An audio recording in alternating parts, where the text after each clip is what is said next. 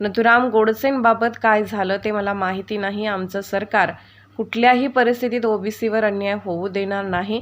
स्वतः मुख्यमंत्र्यांना देखील स्पष्टपणे माहिती आहे की ओबीसी समाजाचं संरक्षण आपल्याला करावंच लागेल.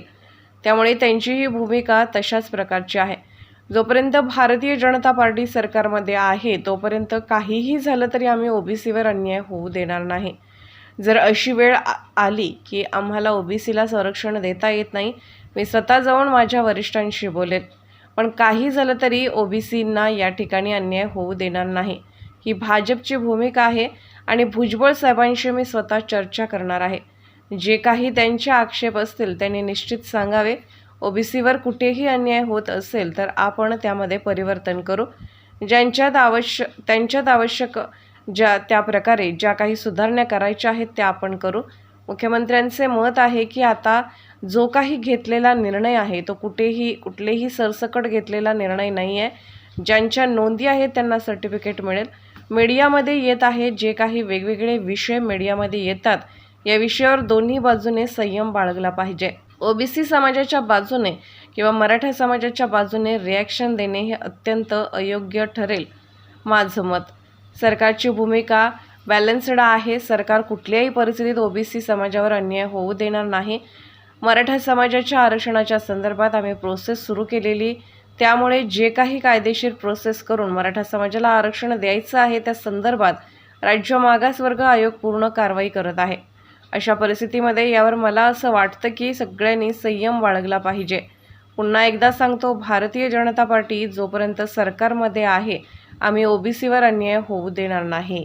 पहिली गोष्ट तर मी अतिशय स्पष्टपणे सांगू इच्छितो की आमचं सरकार कुठल्याही परिस्थितीत ओबीसीवर अन्याय होऊ देणार नाही.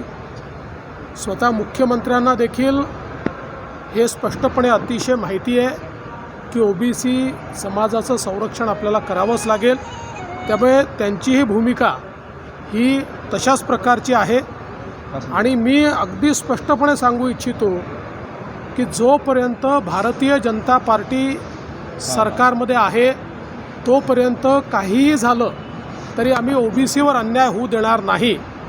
उद्या जर अशी वेळ आली की आम्हाला ओबीसीला संरक्षण देता येत नाही, मी स्वतः जाऊन माझ्या वरिष्ठांशी बोलेन. पण काही झालं तरी ओबीसींना या ठिकाणी त्यांच्यावर अन्याय होणार नाही, ही भारतीय जनता पक्षाची आमची भूमिका आहे. आणि भुजबळ साहेबांना देखील माझं सांगणं आहे, मी त्यांच्याशी स्वतः चर्चा करणार आहे. जे काही त्यांचे आक्षेप असतील त्यांनी निश्चित सांगावे.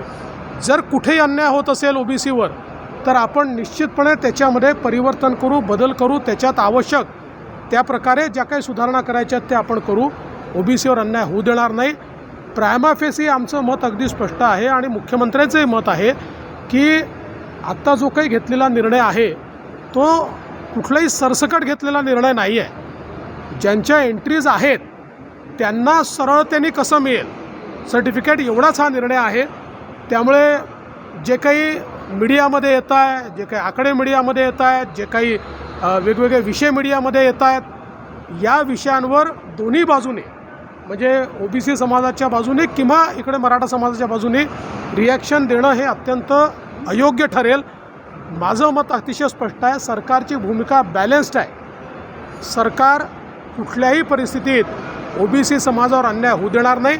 आणि मराठा समाजाच्या आरक्षणाच्या संदर्भात आम्ही प्रोसेस सुरू केलेली आहे. त्यामुळे जे काही कायदेशीर प्रोसेस करून मराठा समाजाला आरक्षण द्यायचं आहे त्या संदर्भात राज्य मागासवर्ग आयोग पूर्ण कारवाई करत आहे.